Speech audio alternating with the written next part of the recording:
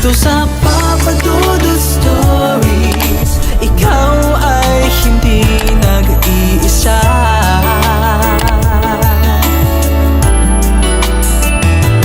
Dito sa Papa Dudut Stories, may nagmamahal sa'yo.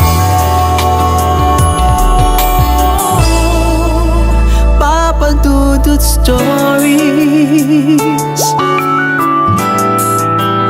Papa Dudut Stories. Sa lahat po ng mga nakatutok ngayon, huwag pong kalimutan mag-like, mag-share at mag-subscribe. Maraming salamat po sa inyong lahat.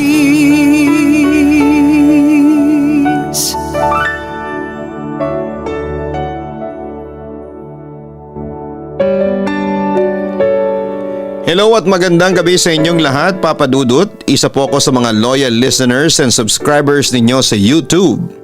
Ganon din po sa ibang mga social media accounts ninyo. Share ko lang tong experience ko last semester. First time ko mag-share ng story, kaya baka magulo tong pagkukwento ko. Pagpasensahan nyo na po. Papa Dudut, tawagin nyo na lamang po ako sa pangalang Lisbeth. 29 years old, dating call center agent, at isang taong punong-puno ng pagsubok sa buhay. Tubong Batangas ako pero nakatira ako sa Quezon City. Sisimulan ko ang aking kwento noong college pa lamang ako. Many years ago. It was February, 2 araw pagkatapos ng Valentine's Day. 2 AM yon. Kung hindi ako nagkakamali, I received a call from anonymous cellular number. Unang tawag niya ay hindi ko nasagot dahil naka-silent yung phone ko. So I waited kung tatawag ulit siya. Hanggang sa hindi ko na namalayang nakatulog ako kakahintay ng tawag niya. Nagising ako 6 AM at na-miss ko na naman yung calls. For me, kapag nakadalawang miss call sa akin ng tao, for sure ay may kailangan yon. Ang ideya ko lang na pwedeng tumawag sa akin ng ganong oras ay mga friends ko from my faculty or classmates. Madalas kapag hindi ko nasasagot ang tawag nila. Sasalubungin nila ako sa pagpasok ko ng mga katagang I'm calling you and you're not answering. Tawag ako ng tawag, boy, hindi ka sumasagot. And etc. But that time, walang nagsabi sa akin ng ganyan. Sobrang curious ko kung sino yon. Wala rin naman akong ex na pwedeng mag-drunk call. Kung relatives naman, for sure, ay magpapakilala yon kung gagamit sila ng ibang phone number. A week after that missed calls, nawala na sa isipan ko yon. Inisip ko na lamang na baka wrong number lang since hindi naman na tumatawag ulit. Hanggang sa naka-receive na naman ako ng missed call. Thursday morning at 1 AM. 5 missed calls yon. And hindi ko man lang napansin kahit na nasa table ko naman yung phone habang nag-review that time. Sa sobrang curious ko, I sent a message to the number asking kung sino ba and ano ang kailangan niya. No response at all. Kinabukasan, I asked my friends and classmates from my faculty kung tumatawag ba sila sa akin or kung kilala ba nila yung number na tumatawag sa akin. But unfortunately, walang nakakakilala. I tried to call back the number pero cannot be reached. But one thing caught my attention. It was different number. Yung number na unang tumawag sa akin na yung recent lang ay magkaiba. I saved the phone numbers just in case na tumawag ulit sila. Samantala last week of February nung may tumawag ulit sa akin. And as usual ay hindi ko nasasagot dahil hindi ko napapansing tumatawag sila. But that week was really different.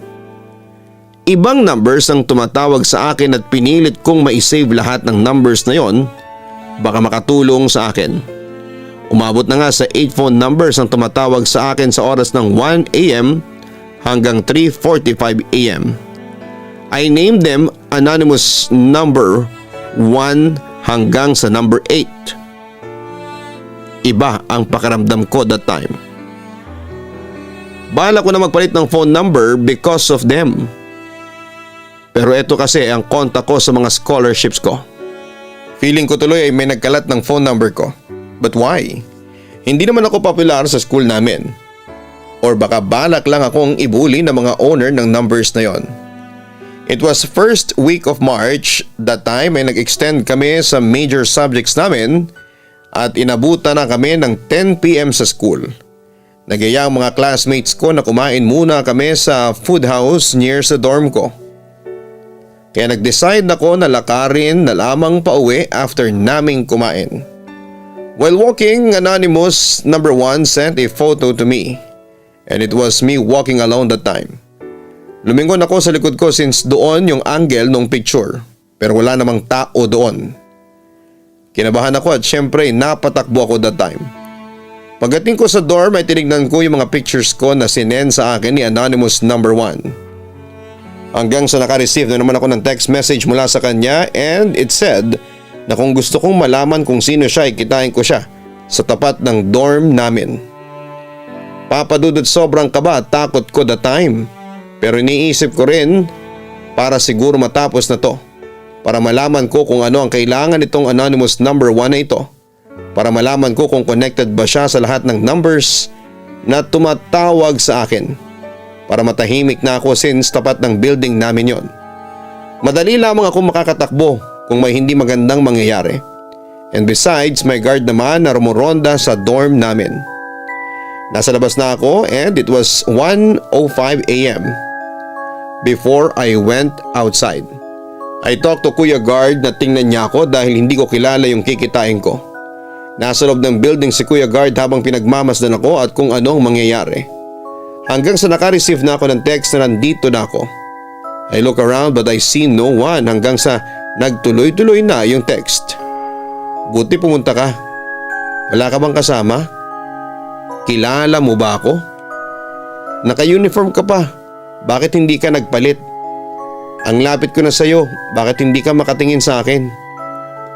Habang binabasa ko yung mga huling text ay kinalabutan na ako kasi wala akong nakikitang tao.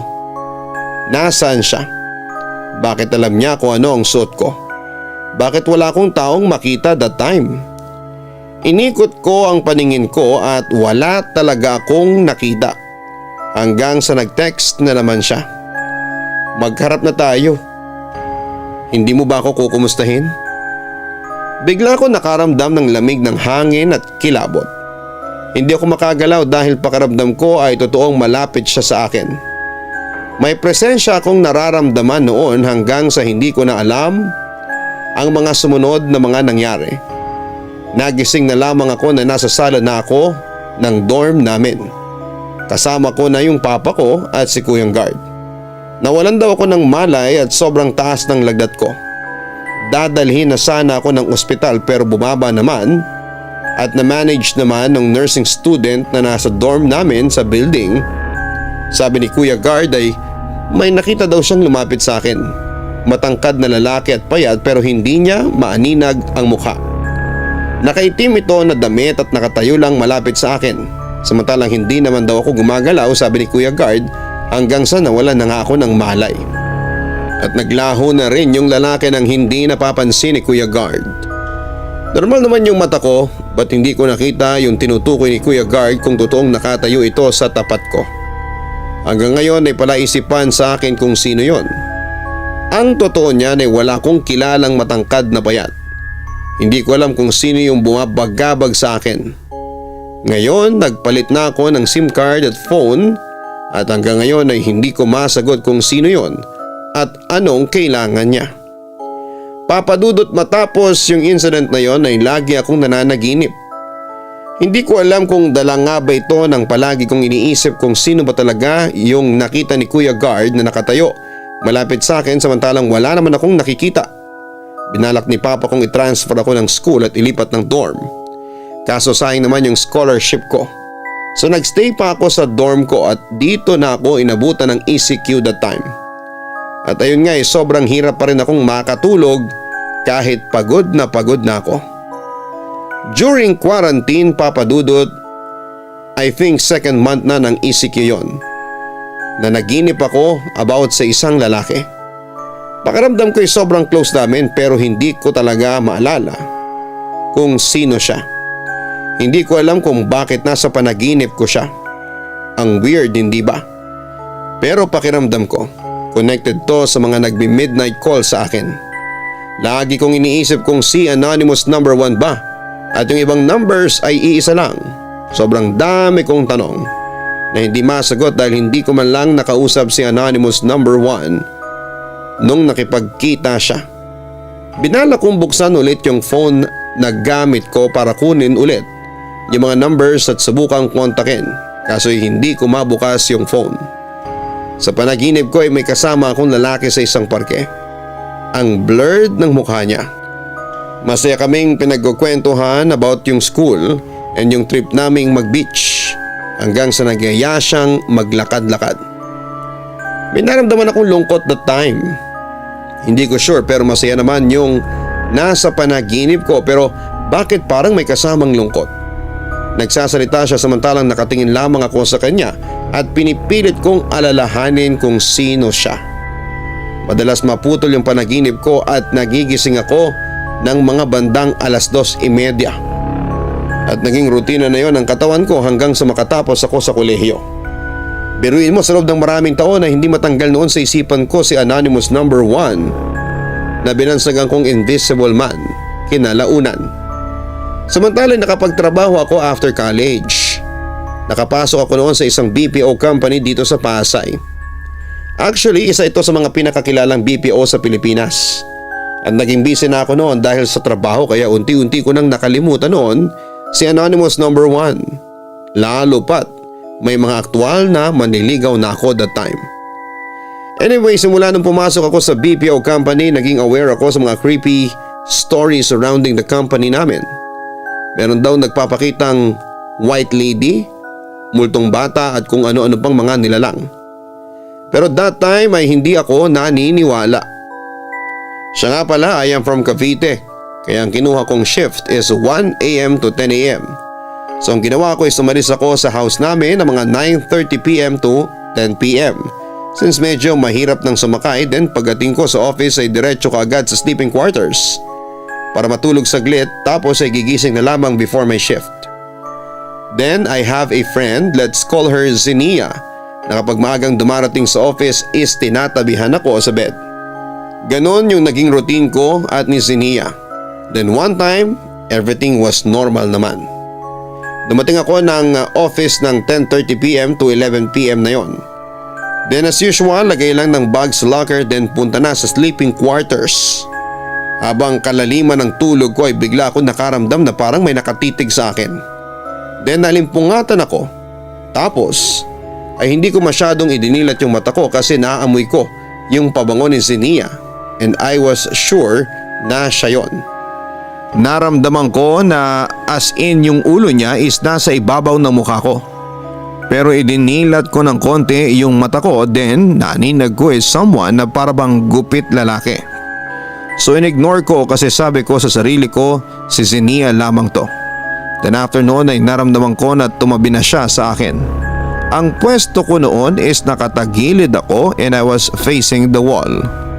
Then naramdaman ko yung kamay ng tumabi sa akin na pinisil niya yung boobs ko. Medyo nagulat ako kasi ang strange naman. Bakit pinisil ni Zenia ang boobs ko? So in-ignore ko na lamang kasi friend ko naman, tapos ay naramdaman ko na niyakap niya ako. At ang nakakaloka pa is hinimas ko ang braso niya while it was wrapped on my waist. Tapos nakatulog na ako ulit. After noon ay nagising ako and it was 10 minutes before my shift and medyo nakapagtataka na wala si Zenia sa tabi ko. Then sabi ko ay gagang yon, hindi ako ginising. Inuna pa ang yosi, tapos ay bumangon ako.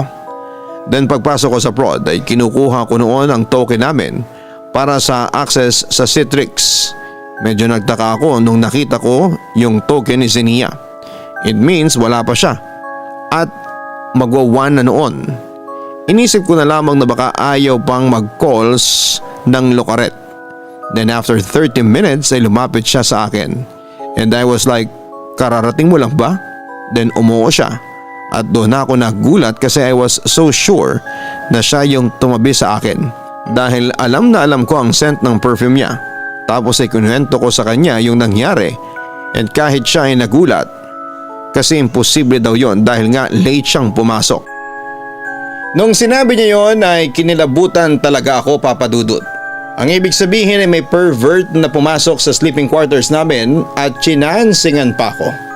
Dahil dito ay nagreklamo ako sa HR at gusto kong ipaview noon ang CCTV footage sa labas ng sleeping quarters kung may pumasok pang iba bukod sa akin. Pero Papa Dudut, nang i-review ang CCTV footage ay walang pumasok. Maliban na lamang sa dumating na itim na usok at tumagos sa saradong pinto. Dahil doon ay hindi na ako nagreklamo at nagkibit balikat na lamang ako. Iniisip ko rin kasi na baka akala ko lang na may tumabi sa akin kasi antok na ako noon. Baka nag-hallucinate lamang ako. Kaya yun, natulog pa rin ako sa sleeping quarters namin. Hanggang sa isang gabi habang natutulog ako ay bigla akong nagising. Nang biglang may humimas sa legs ko, agad akong napabangon. Bukas ang ilaw ng sleeping quarters sa dulo kaya wala akong nakitang iba pa nang ikala ko ang aking paningin. Pero that time, Papa Dudut, may naramdaman akong kasama ko sa loob hanggang sa bigla akong nakarinig ng boses ng isang lalaki. Ikaw, Lisbeth, nagtatampo ako sa iyo. Kinalimutan mo na ako. Nataranta ako noon pagkarinig ko sa boses ng lalaki. Hinanap ko ang source ng boses at mukhang sa tabi ko lang nanggaling. Nasaan ka ba? Bakit hindi kita makita? Teka, sino ka ba? Sunod-sunod na tanong ko sa kanya. Ako to, si Anonymous number 1. Natatandaan mo ba ako? Muling sabi pa ng boses. Biglang danumbalik sa alaala ko si Anonymous number 1 pero hindi nito nabawasan ang takot ko. Anong ginagawa mo dito at saka anong klaseng nilalang ka ba? Taga saan ka ba? Hysterical kong tanong sa boses. Sa kabilang banda, matagal bago nagsalita ulit ang boses. Huwag kang matakot sa akin. Gusto ko lang namang makasama ka. Siya nga pala ako, si Rodrigo Erzayan. Kung tanungin mo kung taga saan ako, taga Rendavon, Tarmadalia ako. Natigilan ako sa mga sinabi niya. Hindi ako maalam sa geography kaya wala akong clue noon kung saan ang sinasabi niyang Rendavon, Tarmadalia. Ganun pa man ay hinawakan ko lang ang ulo ko dahil sa sobrang stress na nararamdaman ko. I was confused sa nangyayari sa akin kung nababaliw na ba ako. Kinabahan pa nga ako na baka may schizophrenia na ako. Bakit hindi kita makita?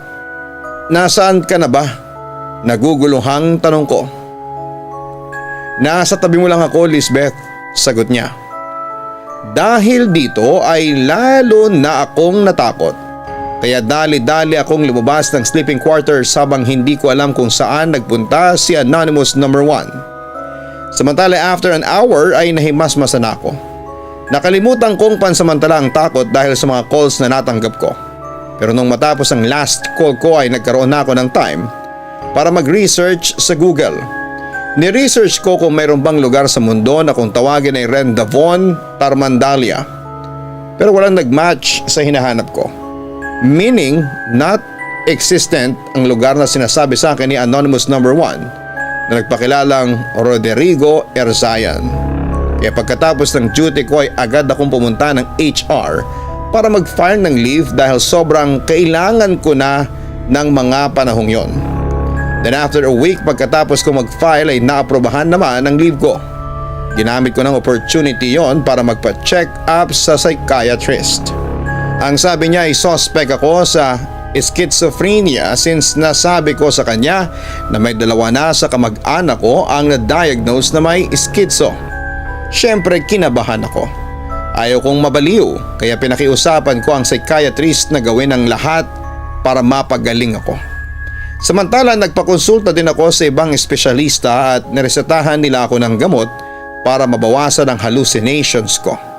Hindi na rin ako natulog noon sa sleeping quarters ng opisina at sa halip ay nangupahan na lamang ako ng apartment na malapit sa opisina ko.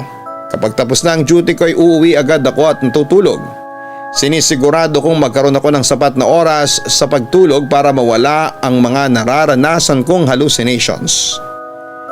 Sa kabilang banda ay nagkaroon ng major renovations ang opisina namin kaya kinailangan naming mag-work from home. Okay sa akin ang ganong klase ng setup kasi nakapagpahinga kaagad ako pagkatapos ng shift.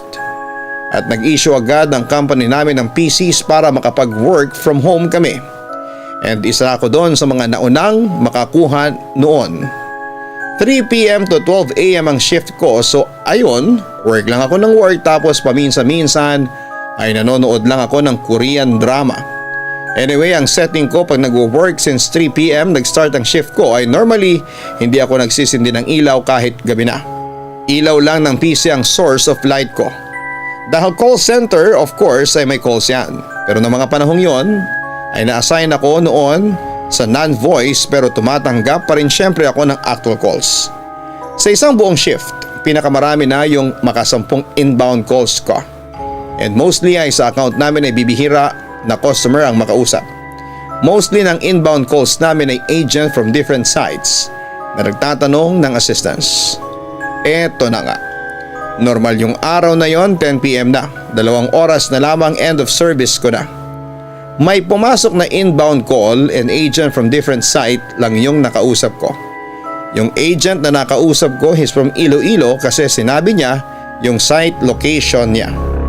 Malapit nang ma-resolve yung pinapasis niya sa akin nang bigla niyang ginawang tumawa.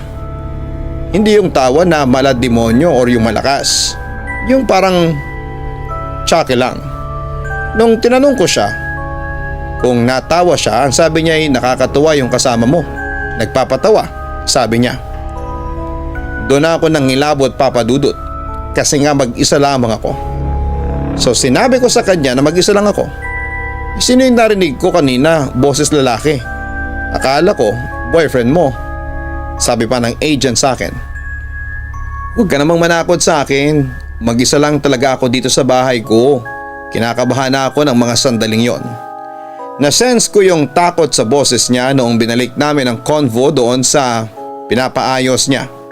After ng call na yon ay nag-chat ako kaagad sa QA namin if pwede siyang mag-call listening doon sa last call ko to verify if meron ngang lalaki sa end ko.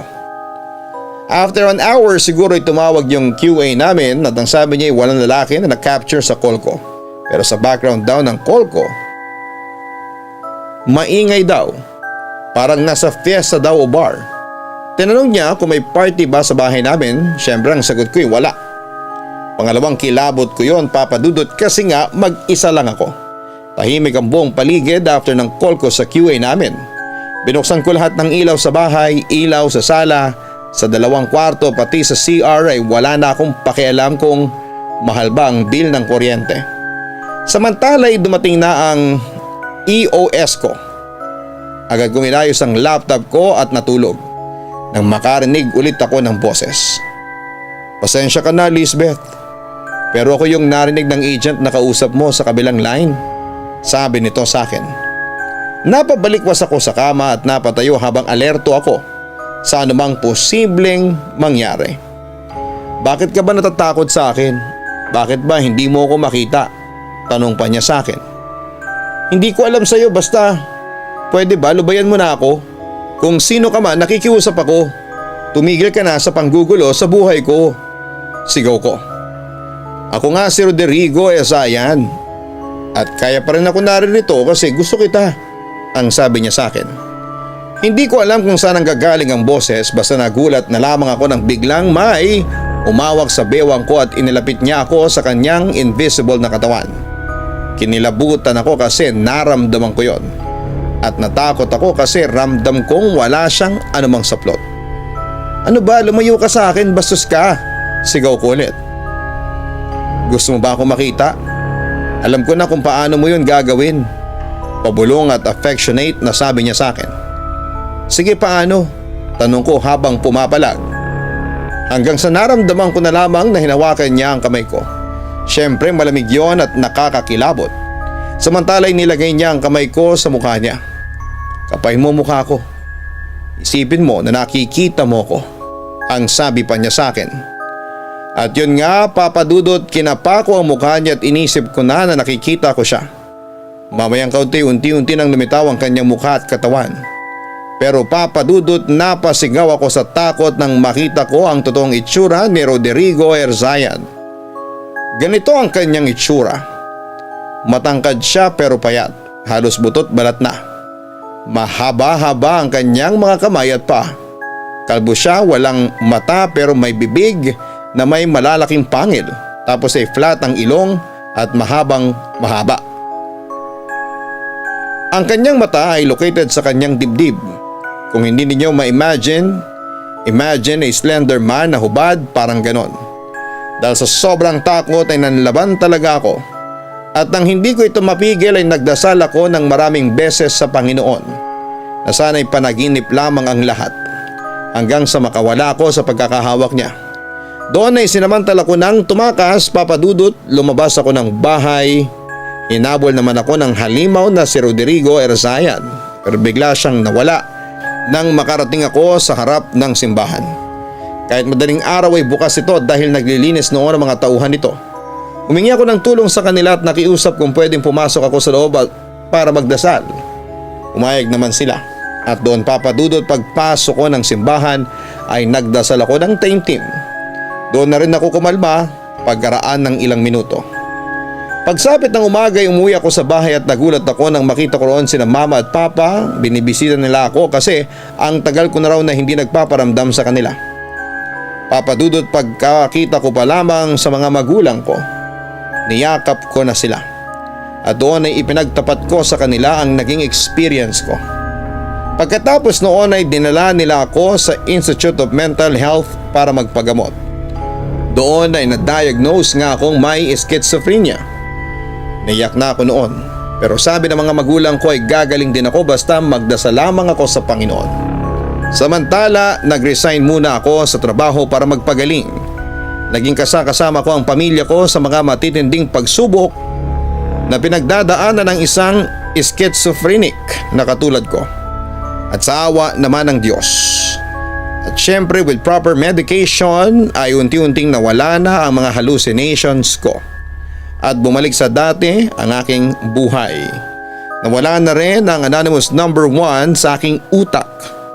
Papa Dudut, sa ngayon ay 29 years old na ako at katulong na lamang ako ni Mama at Papa sa kanilang negosyo. Okay na sa akin yon, at least hindi ako stress. Nakakakuha ako ng tamang oras ng pagtulog at higit sa lahat ay masaya ako sa ginagawa ko. At eto ang totoong kwento ko, Papa Dudut. Sana'y mapili mong i-feature ito sa iyong YouTube channel. Umaasa ako na isang araw ay maririnig ko ang aking kwento. Maraming salamat po at mabuhay kayong lahat. Lubos na nagpapasalamat, Lisbeth.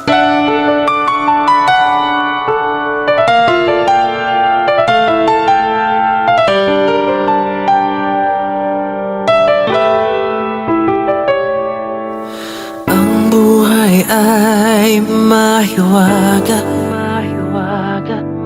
laging may lungkot at saya.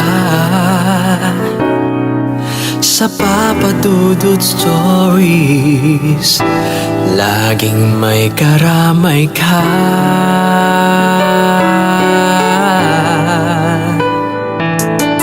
Mga problemang kaibigan, dito ay pakikinggan ka. Sa Papa Dudut Stories, kami ay iyong kasama. Dito sa Papa Dudut Stories, ikaw ay hindi nag-iisa.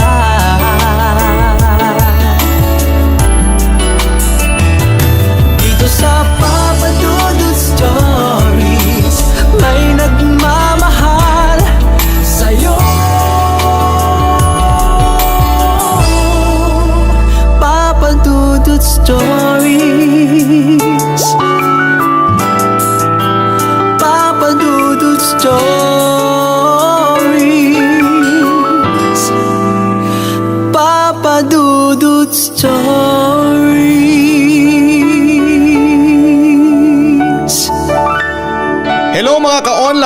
ang inyong si Papa Dudut. Huwag kalimutan na mag-like, mag-share at mag-subscribe. Pindutin ang notification bell para mas maraming video ang mapanood ninyo. Maraming salamat po sa inyong walang sawang pagtitiwala.